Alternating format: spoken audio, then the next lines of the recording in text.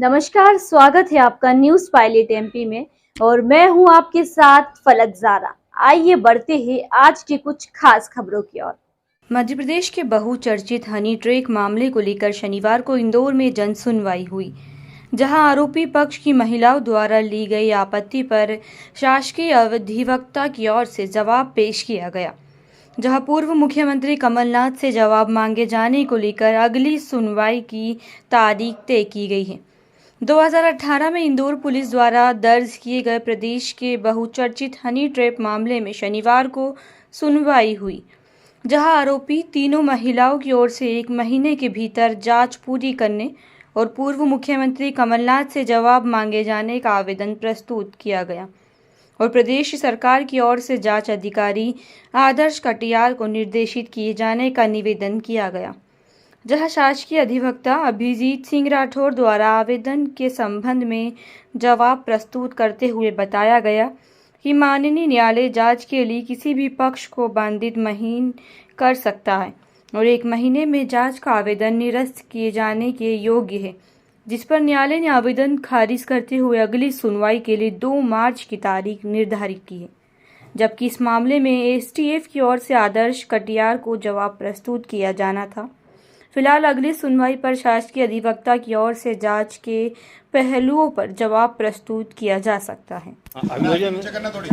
अभियोजन द्वारा 173 का जवाब दिया गया है और जो हमने 91 का कमलनाथ के खिलाफ जो आवेदन पेश किया था उसमें जवाब देने के बजाय उन्होंने एक आपत्ति प्रस्तुत की है, तो हमने उसमें आपत्ति पर ये उठाया था कि जब इन्होंने आपत्ति में जवाब ही दे दिया है कि 91 में आवेदन पोषणीय नहीं है तो इसमें जवाब की कोई आवश्यकता नहीं है। उस पर तर्क हो चुके हैं और 173 पे हमने समय मांगा है तर्क करने के लिए, क्योंकि उसमें विस्तृत तर्क करने की आवश्यकता है। तो डॉक्यूमेंट से रिलेटेड है सारा, है ना?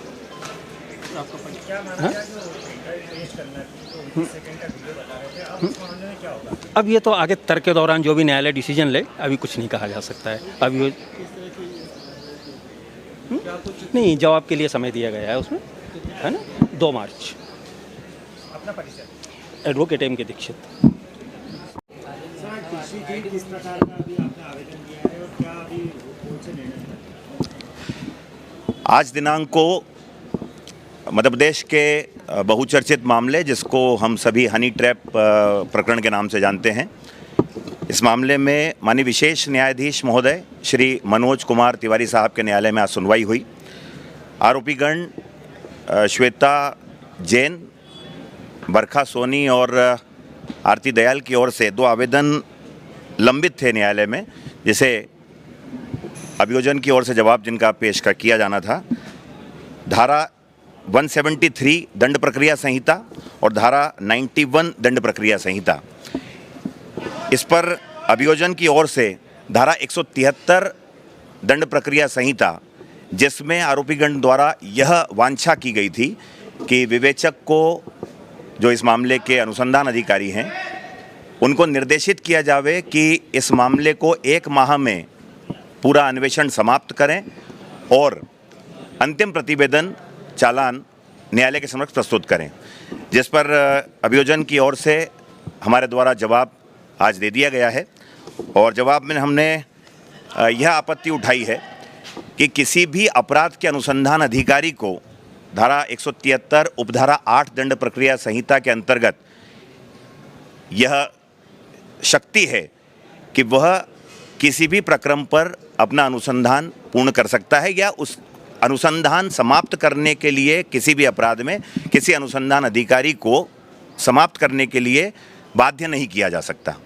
इस प्रकार का जवाब हमने 173 दंड प्रक्रिया संहिता पर दे दिया है, जिस पर तर्क दोनों पक्षों के जो बहस है वो दिनांक 2 मार्च 2024 को न्यायालय द्वारा नियत की गई है।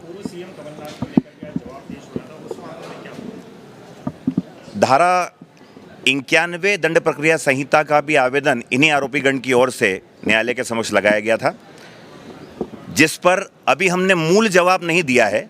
जवाब का अवसर समाप्त न हो, जवाब का अवसर हमारा सुरक्षित रहे, उसके साथ हमने धारा 91 सीआरपीसी के आवेदन पर एक विधिक आपत्ति ली है कि ये जो धारा 91 सीआरपीसी का आवेदन है, ये इस प्रकरण पर, जहां पर न्यायालय द्वारा आरोपीगण पर चार्ज फ्रेम नहीं किया गया है, आरोप विरचित नहीं किए गए हैं, इस प्रकरण पर आरोपीगण की ओर से धारा 91 दंड प्रक्रिया संहिता का आवेदन पोषणीय नहीं है।